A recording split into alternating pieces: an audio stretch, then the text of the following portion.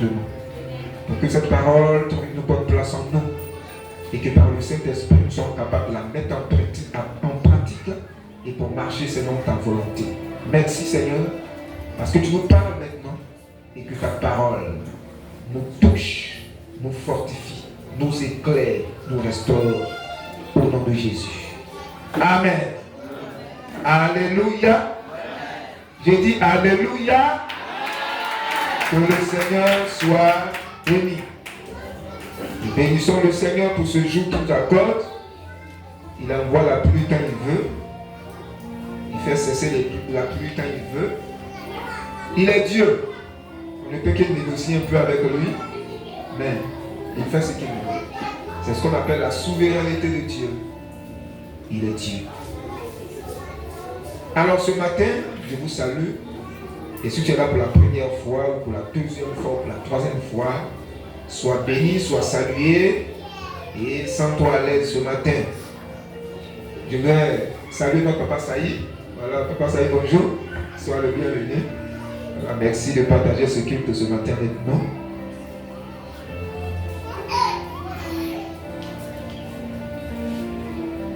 Alors, dimanche passé, on a parlé un peu des pères, puisque c'était leur fête, pour encourager les pères, non seulement à jouer leur rôle, mais aussi à encourager les enfants à pouvoir porter un regard et à obéir, à honorer leurs parents, parce qu'un père reste un père. Alléluia. Et depuis un certain temps, nous sommes en train de parler du retour de Jésus. On a parlé de l'enlèvement. Et on a dit que c'est les convertis qui seront enlevés. Et la Bible dit, dans 1 Thessaloniciens 4, on a vu qu'à un moment donné, Jésus va revenir. Il sera dans les airs. Et puis ceux qui sont morts en Jésus, ils vont revenir à la vie. Ils vont ressusciter. Leur corps va revenir à la vie. Et ceux qui seront vivants, ce jour-là, ils vont monter dans les airs, rencontrer ceux qui seront morts et ensemble, ils vont monter avec Jésus pour aller au ciel. C'est ce que la Bible appelle l'enlèvement. Après cela, il y aura 7 années de souffrance. On le verra. Pendant que l'Église avec Jésus sera en train de se réjouir, et cette réjouissance-là appelée les noces de l'agneau, qu'on va voir, Dieu le voulant, le dimanche prochain. Mais il faut bien comprendre les noces de l'agneau. Ce matin, on va parler de quelque chose. Prépare-toi à la rencontre de Jésus. Si tu veux vivre ce qu'on appelle les noces de l'agneau, il faut que tu sois parmi les personnes qui seront enlevées. Donc il faut te préparer à rencontrer ton Seigneur qui vit. Je vais nous inviter à ouvrir nos Bibles dans le livre de Matthieu. Matthieu.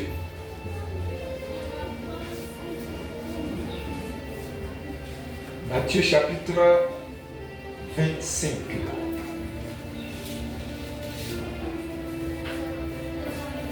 Matthieu chapitre 25. Si tu as trouvé chapitre 25 de Matthieu, nous allons lire à partir du verset 1 jusqu'au verset 13. Matthieu chapitre 25, verset 1 à 13. Si vous y êtes, je lis la parole du Seigneur. Matthieu chapitre 25, 1 à 13. Alors le royaume des cieux sera semblable à 10 vierges qui, ayant pris leur lampe, allèrent à la rencontre de l'époux. 5 d'entre elles étaient folles et 5 sages. Les folles, en prenant leur lampe, ne prirent point d'huile avec elles, mais les sages prirent avec leur lampe de l'huile dans des vases. Comme l'époux tardait, toutes s'assoupirent et s'endormirent. Au milieu de la nuit, on cria: voici l'époux, allez à sa rencontre. Alors toutes ces vierges se réveillèrent et préparèrent leurs lampes. Les folles dirent aux sages: donnez-nous de votre huile, car nos lampes s'éteignent. Les sages répondirent, non, il n'y en aura pas assez pour nous et pour vous. Allez plutôt chez ceux qui en vendent et achetez-en pour vous. Pendant qu'elles allaient en acheter, l'époux arriva. Celles qui étaient prêtes entrèrent avec lui dans la salle des noces et la porte fut fermée. Plus tard, les autres vierges vinrent et dirent, Seigneur, Seigneur, ouvre-nous.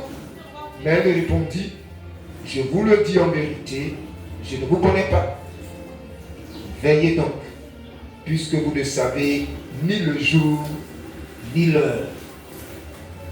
Alléluia. Voici notre texte ce matin, qui est une parabole. Une parabole, c'est une histoire qui est donnée. Mais dans cette histoire-là, il y a beaucoup de vérités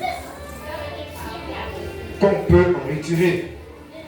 Et le Seigneur donne cette parabole-là pour nous faire comprendre certaines vérités importantes. Alors, il est parlé ici du royaume des cieux, qui est semblable à 10 vierges qui vont à la rencontre de l'époux. Le royaume de Dieu ici, on parle du retour du Seigneur. Semblable à 10 vierges qui vont à la rencontre de l'époux. Elles vont à la rencontre de quelqu'un qui vient. Donc, elles se sont préparées. Est-ce que tu crois que le Seigneur va revenir?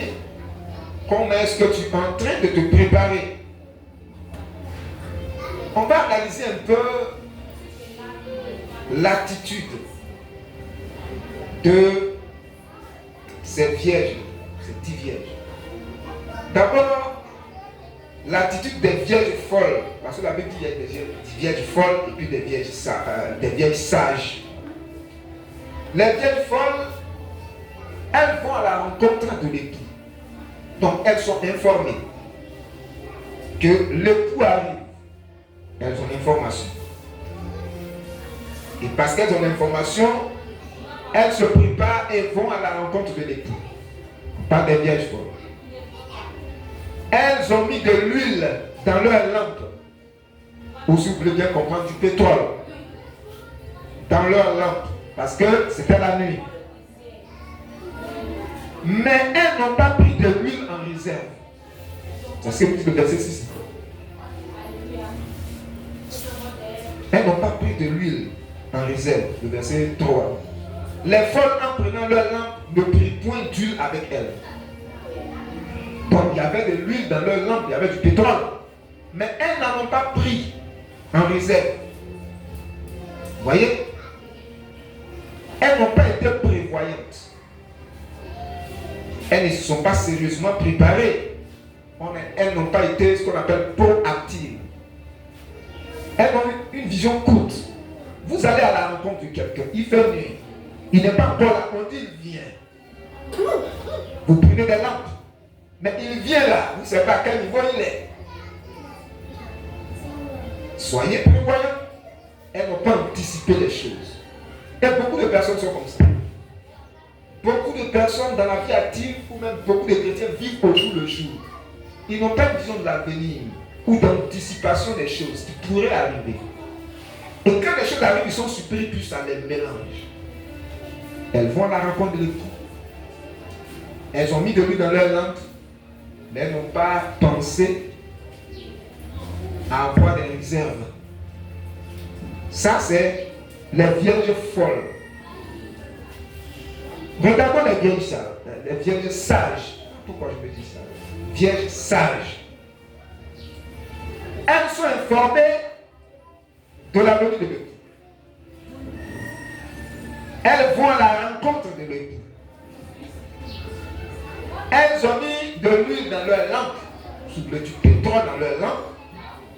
Mais la Bible dit, elles ont pris aussi du pétrole en réserve. Le verset 4. Mais les sages prirent avec leur lampe de l'huile dans des vases. Il y avait du pétrole dans leur lampe, mais elles en ont pris encore.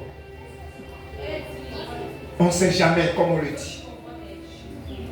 Et puis, les 10 vont à la rencontre de l'époux. Elles ont été prévoyantes. Elles ont vu le futur. Les hommes sages, les femmes sages sont prévoyants. On ne vit pas au jour le jour comme ça. Tu ne sais pas de quoi demain est fait. Donc la sagesse voudrait que quand tu vis, tu penses à demain. Même si Jésus dit le lendemain prendra soin de lui-même, ça ne veut pas dire que si tu as 10 kilos de riz, aujourd'hui il faut tout manger. Alléluia. Un problème va arriver. Un problème. Le problème, c'est que le premier problème, l'époux tarde à venir. L'époux tarde à venir. Verset 5.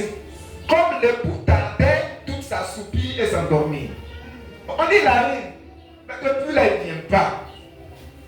Donc il tarde. Donc elle donne sommeil. Deuxième problème. L'époux arrive. Mais avant que l'époux n'arrive, pendant qu'il tarde à venir, là, le problème c'est que l'huile qui était dans la lampe là aussi commence à diminuer. Le pétrole là, ça commence à diminuer. Le pétrole des sages commence à diminuer. Le pétrole des folles commence aussi à diminuer. Parce que c'est le pétrole là qui alimente la lampe qui donne la lumière. Pour ceux qui ont grandi au village, ça vous. Quand on mettait le pétrole à un moment là, voilà, la lumière a commencé à diminuer. Il y a la mèche aussi qu'il faut changer. Soit c'est la mèche qui a un problème, soit il n'y a plus de pétrole, donc il faut mettre le pétrole. Sinon ça c'est pire. L'époux tarde à venir. Elles ont eu sommeil. Pétrole là aussi, un peu, ça commence à diminuer. Même si tu as un million, quel million là, chaque jour tu dépenses 1000 francs. 1000 francs, ça va finir non? Si ça sort que ça rentre pas, ça va finir non? C'est ton pouvoir. Le pétrole est en train de diminuer.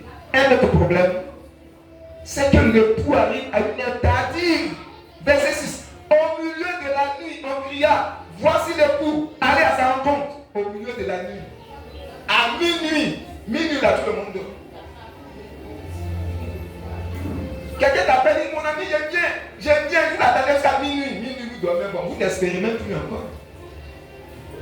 Au milieu de la nuit. Voici. Un autre problème, c'est que les folles n'ont plus d'huile. Leur lampe commence à s'éteindre. Verset 6. Verset 8. Les folles disent aux sages, donnez-nous de votre huile, car nos lampes s'éteignent. Ah, elles n'ont pas été prévoyantes.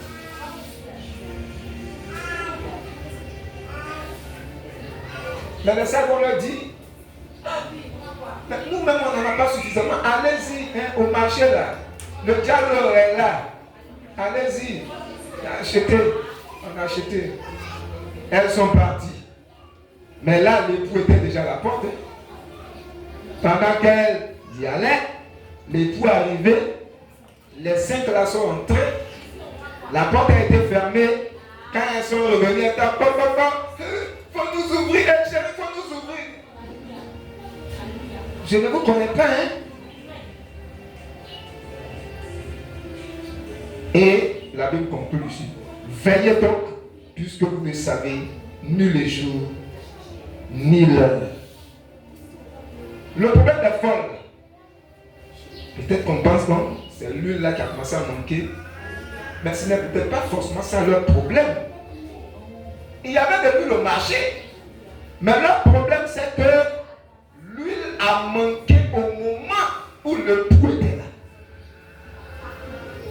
À l'instant où elle avait besoin vraiment de lumière, c'est là qu'il n'y avait pas d'huile. Parce qu'elles n'ont pas été prévoyantes. Au moment de l'arrivée de l'époux, il faut de la lumière. C'est là leur lampe s'éteint. Elle n'avait pas de réserve. Et elle dit, donnez-nous un peu. Allez, ecclésiologique. C'est une histoire qui doit nous amener à réfléchir. Les folles étaient définies par quoi? Par le présent et non pas par l'avenir. Il y a des gens qui vivent, leur vie est définie seulement par le présent. Mais notre vie doit être définie par le futur. C'est l'avenir là qui t'amène à vivre aujourd'hui correctement. Si tu n'as aucune vue correcte de l'avenir, tu vas vivre aujourd'hui dans n'importe quoi. Même si tu as de l'argent, tu vas dépenser ton argent parce que tu n'as pas une vue correcte de l'avenir. Tu n'as pas une vue correcte de l'avenir. Elles vont rencontrer le tout, mais elles étaient un peu aveuglées. Elles n'ont pas pris le soin vraiment de se préparer sérieusement et regarder leur déception. Ces folles-là ont réagi seulement quand elles ont appris que l'époux était là. Mais les sages, elles ont commencé déjà à se préparer sérieusement. L'époux était là, elles avaient du pétrole disponible. Elles ont alimenté leur lampe. Et elles sont rentrées. Les folles étaient définies par le présent et non pas par l'avenir. L'avenir n'était pas leur motivation. Est-ce que dans ta vie quotidienne, tu as quand même une réflexion de l'avenir, de demain? Ou bien ta vie est définie par aujourd'hui seulement? Aujourd'hui. Nous sommes en 2014. 2024. Est-ce que tu peux planifier un peu, même si c'est Dieu qui sait toutes choses? Mais vraiment parce que nous ne savons pas ce qui va arriver, on essaie de planifier un peu. Donc quand tu as 1000 francs, tu mets 100 francs à côté. Si tu as bouffé tous les 100 000 francs, bon, si tu as un problème d'argent, une urgence, tu fais quoi? Une urgence de 50 francs. Tu as tout bouffé des 1000 francs. Et puis tu as une urgence de 50 francs. Tu fais quoi? Tu vas aller dire, ton frère va dire, tu sais, la vie est dure. La vie est dure. La vie est dure. Mais la vie est dure. Les folles ont dit ça. Donnez-nous un peu d'huile. C'est pas beaucoup, allez-y en acheter. Le Seigneur vient. Ayant une vision correcte de sa vie. Les sages étaient plus attachés au futur qu'au présent. C'est pourquoi elles se sont préparées. Elles étaient liées à l'avenir. Elles croyaient que le pouls allait arriver. Donc elles se sont préparées sérieusement pour le rencontrer. Mais les folles ne sont pas préparées sérieusement. Pour les folles, quand Dieu agit, c'est alors qu'elles cherchent à réagir. Mais pour la sage, quand Dieu agit, elles aussi agissent. Tu dois marcher conformément à ce que la parole de Dieu dit. C'est pourquoi on vient, on parle de la parole de Dieu, on écoute la parole de Dieu. Il y a certaines choses que la Bible dit. Et si tu es informé de cela, il faut te mettre à jour par rapport à cela pour ne pas être surpris. Mais malheureusement, l'enlèvement là sera surprend même des chrétiens. Des chrétiens, alors que la Bible en parle. Mais il y a des chrétiens, ils voient ça comme des voisins, enlèvement là c'est quoi? Et ils seront surpris. Qu'est-ce qu'on peut comprendre de cette histoire? Parce que c'est une histoire. Maintenant, on ramène cela à nous. Bien comprendre. L'époux là, c'est Jésus. L'époux, c'est Jésus. Qui vient bientôt, qui vient très bientôt. Les vierges là représentent l'église. L'église là, c'est les croyants. Maintenant, il y a deux groupes. Il y a les vierges sages et puis il y a les vierges folles. Les vierges sages, c'est les chrétiens qui sont sages, qui sont prévoyants. Les vierges folles, c'est les chrétiens qui vivent comme ça, comme tout le monde. Ils sont informés, que Jésus va revenir. Bon, mais ils se préparent, mais bon, pour eux, ce n'est pas une urgence. Ce n'est pas une urgence pour eux. Donc, ils n'ont pas une vision correcte même de la venue de Jésus. Donc, ils vivent comme ça au jour le jour. Ils vivent comme ils veulent. Vous voyez? Comment est-ce que tu vis ta vie chrétienne? Est-ce que tu es informé que Jésus revient? Maintenant, cette information-là, qu'est-ce que ça te dit? Quelle influence cette information a sur toi, sur ta vie de tous les jours? Les sages attendent Jésus en étant actifs. Les chrétiens sages, ils ont l'information, mais ils ne croisent pas les bras. Non. Ils sont actifs. Si c'est un jeune chrétien, il va à l'école, il étudie, il fait les choses correctement. Il se prépare sérieusement pour ses études. Il a une vision correcte de l'avenir. Il va à l'école pour réussir. Donc, à cause de la réussite, là, il faut qu'il étudie. Il y a des élèves qui vont à l'école. Ils ne savent même pas pourquoi ils vont à l'école. Et ils vont à l'école comme ça. Ils pensent qu'ils vont à l'école pour papa. Ils vont à l'école pour maman. Pour étudier, là, on va leur demander pardon. C'est parce qu'ils n'ont aucune vision de l'avenir, de la réussite de demain. Donc, ils vont à l'école comme ça. Bon, quelqu'un comme ça, là, pour avoir son examen, c'est difficile. Même si tu as son examen, là, il est surpris. C'est pourquoi papa, maman, amenez nos enfants à comprendre pourquoi ils vont à l'école. Pourquoi tu vas à l'école? Il faut étudier parce que demain, là, tu vas travailler, tu vas avoir l'argent que tu vas me donner un peu. Il faut leur faire comprendre ça. Moi, je dis qu'on va à l'école parce que c'est un fardeau, on me fatigue trop, on veut étudier. Non. Mais nous, on nous a mis à l'école aujourd'hui, pour les papas qui travaillent, on nous a mis à l'école, mais ça vous fait du bien. Il faut avoir une vision correcte de l'avenir. C'est ça être sage.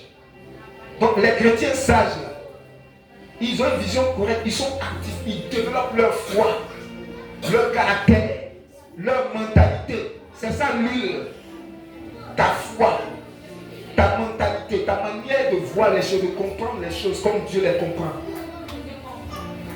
Ton caractère, ton comportement de tous les jours. Tu laisses le Seigneur te façonner, te traiter.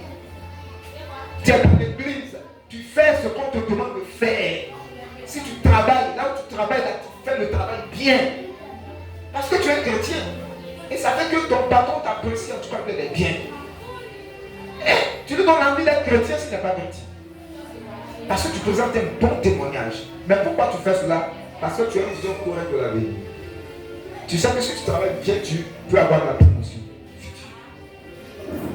Tu sais que si tu travailles bien, ça peut t'amener loin.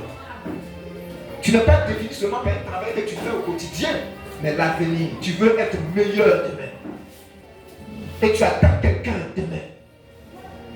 Vous voyez? Donc l'avenir de Jésus même doit nous amener à être correct, de plus en plus meilleur. Pas parfait, mais améliorer notre vie de plus en plus. Parce qu'on a cette vision correcte de celui qui vit. Quand vous apprenez que papa arrive, papa est en voyage, maman ils sont en voyage, ils arrivent. Mais quand la maison est sale, on commence à balayer la maison. Parce que papa et maman ils viennent.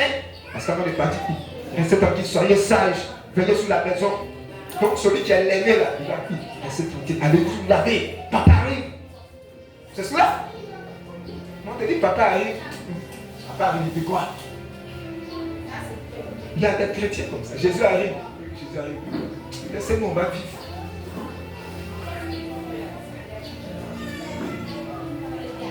Les sages, les chrétiens sages, c'est ça. Leur vie est définie par l'avenir dans tout ce qu'ils font. Mais les croyants qui sont fous, ils vivent, ils savent que le Seigneur revient, mais ils sont nonchalants, la paresse, la négligence. Pour venir au culte même c'est difficile. Ils sont définis par une vie de retard. Ouais, les sages, les folles, elles sont arrivées en retard. Le temps d'aller chercher l'huile venir, les autres sont entrés, la porte est fermée. Je ne vous connais pas. Retard. Mais pour toi, elles sont parties au même niveau avec les autres. Elles étaient au même niveau d'information avec les autres. Elles avaient les lampes allumées comme les autres. Mais au final, qu'est-ce qui s'est passé? Elles sont arrivées en retard, elles ne sont pas entrées. Ça doit nous amener à réfléchir. Toi qui as le retard, attention. Retard, ce n'est pas une bonne chose. La porte est fermée. L'époux dit, je ne vous connais pas. Cette affaire-là, elle va envoyer ça où? Pour dire non, on était là au même niveau à les autres, c'est comme on allait acheter une, c'est pas une affaire qu'on allait acheter une, mais quand je suis arrivé là, vous étiez où? Est-ce que vous étiez là quand je suis arrivé? Je ne vous ai pas vu. Elles n'ont pas été prévoyantes. Bien-aimé, comment ta vie est définie? C'est une vie de retard, de nonchalance. Toi, tu fais des choses. Sois actif. Le Saint-Esprit en toi doit te donner d'être vaillant dans les choses de Dieu. Nous sommes en saison de pluie. Il y a des chrétiens pour petite pluie, si c'est dimanche, la petite pluie. Oh, non, ça va au il ne pas l'église. Mais s'il y a la pluie que tu travailles, tu vas aller au travail. Qu'il y a composition, tu vas aller composer. Tu vas tomber dans la pluie là pour aller composer. Si tu as un rendez-vous, tu n'as pas appelé, c'est lui qui va te recevoir là. Non, bon, mais comme la pluie est plus fortement, donc je ne dirai pas. Tu vas partir. Mais pour Dieu, là, on est nonchalant. Bien-aimés, ressaisissons-nous. Les temps sont mauvais. Le Seigneur revient bientôt. Mais hormis la venue de Jésus, là, le retour de Jésus, là, mais toi-même, tu ne sais pas quand le Seigneur va te rappeler à lui. Il y a ça aussi. Tu ne sais pas quand le Seigneur va te rappeler à lui. Parce que un jour qui passe là, c'est un pas vers ta mort. Et ça, on n'aime pas trop comme ça. Hein? Mais la mort, c'est la chose la plus certaine. Personne ne peut douter de sa mort. La mort est la chose la plus certaine. Donc, chacun doit se préparer. Chacun doit se préparer. Un jour qui passe est un pas que tu poses. Est-ce que tu es prêt? C'est ça? Est-ce que tu es prêt? Jésus vient. Mais toi-même, si Jésus vient aujourd'hui, tu es prêt? Si tu te rappelles à lui aujourd'hui, là, tu es prêt? Chacun doit se poser la question. Donc, les sages n'avaient pas une vision prophétique de leur vie. Elles vivaient comme ça au jour le jour. Dans notre vie, en tant que chrétien, il y a des révélations que Dieu donne pour notre vie, des prophéties qui nous sont données. Mais même si Dieu dit quelque chose sur ta vie, avant que cette chose-là ne se réalise, ça demande que toi-même tu te prépares pour entrer dedans. Dieu peut te dire des choses, te dire bon, peut-être dans 2 ans, tu seras en telle position. Mais pour le moment là, tu n'as pas cette capacité ou bien tu n'as pas cette attitude correcte pour entrer dans ce que Dieu t'a dit. Donc si Dieu dit dans 2 ans, là, il va te faire entrer dans certaines positions, ça veut dire que tu dois commencer à te préparer pour que dans 2 ans, ta position soit correcte. Pour que ce que Dieu a dit là se réalise. Mais si sinon, Dieu m'a dit, Dieu m'a donné une révélation, il va m'élever, mais il va te lever, mais toi-même aujourd'hui là, est-ce que tu te prépares par rapport à ce qui t'est dit dans le futur? C'est comme ça. Beaucoup de révélations nous sont données. Il y a beaucoup de prophéties dans nos vies, mais qui ne se réalisent pas.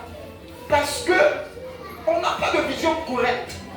On ne sait pas comment se préparer, entrer dans ce que Dieu nous a dit. Bien aimé, le Seigneur revient bientôt. Et chacun doit se préparer correctement. Si tu sais que tu vas te marier, et chacun est appelé à se marier, mais aujourd'hui tu n'es pas encore marié là, tu te prépares correctement. Mais si tu dois te marier et puis tu vis une vie avec tes autres, tu vas te marier comme ça? Et que les gens disent, celui-là s'il vit dans le désordre, dans cette pierre. Mais si les gens sont informés là, qui va s'approcher de toi? Parce que tu dois te marier dans l'avenir qu'aujourd'hui là, tu te prépares. Tu t'habilles correctement en tant que jeune homme, en tant que jeune fille, tu t'habilles correctement. Tu te fais respecter. C'est cela. Donc, que la vision du futur t'amène aujourd'hui là à savoir comment te comporter. Mais si tu n'as aucune vision du futur, toi tu vis comme ça. Maintenant, quand le futur arrive, quelqu'un veut s'intéresser à toi, puis il a les nouvelles, c'est ridicule.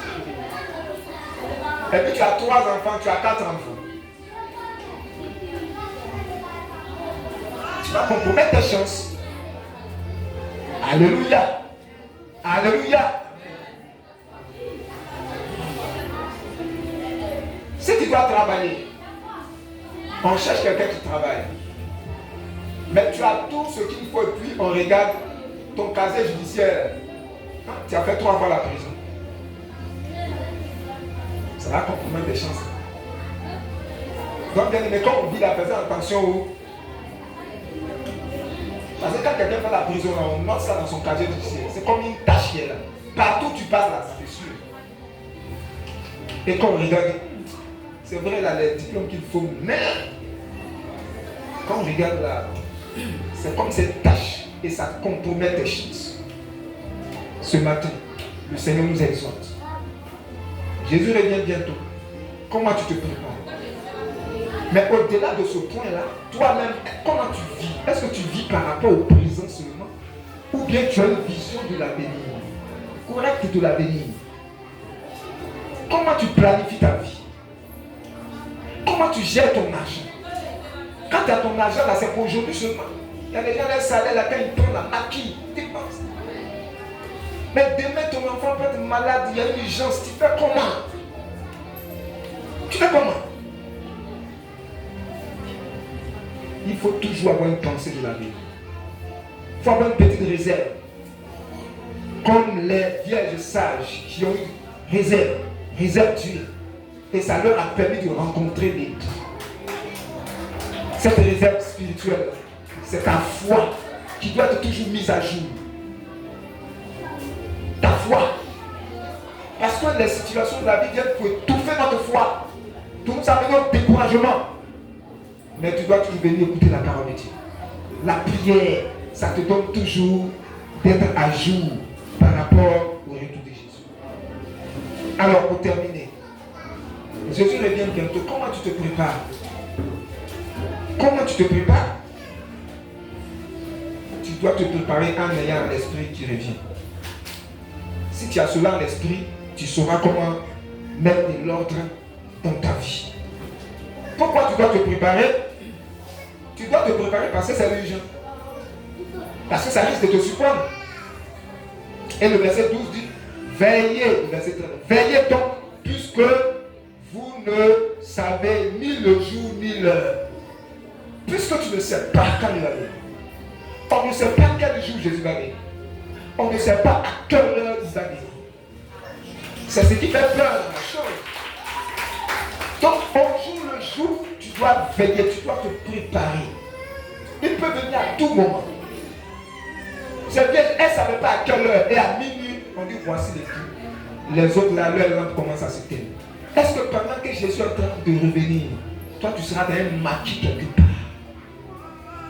Tu seras quelque part en train d'adorer l'idole de la famille. Pendant que Jésus sera en train de venir, et il prend les autres, il prend peut-être ton enfant, et puis toi tu restes. Alors que c'est toi qui conseilles toujours ton enfant. Va à l'église, mais pendant que Jésus est en train de revenir, toi tu t'éloignes de lui. Ah, la Bible dit c'est là il y aura des pleurs et des pinceaux. Quelle tristesse pour les sages, pour les vierges folles, quelle tristesse d'attendre jusqu'au dernier moment et puis la rate l'occasion. C'est une tristesse. Alors, si on doit manquer un endroit, on peut manquer des endroits, des rendez-vous, mais un rendez-vous du ciel, il ne faut pas manquer ça. Il ne faut pas manquer le rendez-vous du ciel. Il ne faut pas manquer le rendez-vous de l'enlèvement. S'il y a un événement à ne pas rater, c'est l'enlèvement là, il ne faut pas rater ça. Si tu dois manquer un repas, il ne faut pas manquer le repas du noce de l'agneau. Par la grâce de Dieu, on parlera de ça le dimanche prochain. Ce sera un repas avec le sang. Il ne faut pas manquer ça. Mais pour ne pas manquer ce repas-là, il faut te préparer au jour le jour. Car le Seigneur revient bientôt. Il faut vivre avec une pensée correcte de l'avenir. Pense toujours, regarde toujours l'avenir. Qu'est-ce qui alimente ta vie aujourd'hui? C'est l'avenir. Si tu veux être meilleur à cause de l'excellence, l'esprit d'excellence là, ça va t'amener à travailler aujourd'hui. Mais si tu n'as aucune mentalité de l'excellence, tu seras médiocre. Tu ne vas pas chercher à être meilleur. Parce que toi-même, tu n'as pas une vie correcte de l'excellence. Et quand le moment va arriver où ceux qui sont excellents seront récompensés, toi, tu seras mis de côté. Parce que tu n'as pas vu venir la chose. Que le Seigneur nous aide. Que le Seigneur nous aide à avoir une vie correcte de la vie. Jésus revient. Demain, il va te rappeler à lui. Et si tu sais ça, aujourd'hui, là, ça va changer ta manière. Ça va changer ton comportement. Ça va changer ta pensée. Il y a des choses là, tu ne vas plus t'adonner à ça. Tu vas commencer à bien gérer ton temps. Il y a des lieux que tu vas plus fréquenter. Parce que tu comprends maintenant un certain nombre de choses. Il y a des amis là, tu vas commencer à ne plus trop les fréquenter. Parce qu'ils pourraient t'empêcher de rater le retour de Jésus. Ils pourraient t'empêcher d'entrer dans des choses excellentes avec Dieu. Que Dieu bénisse sa parole ce matin. Au nom de Jésus. Amen. Amen.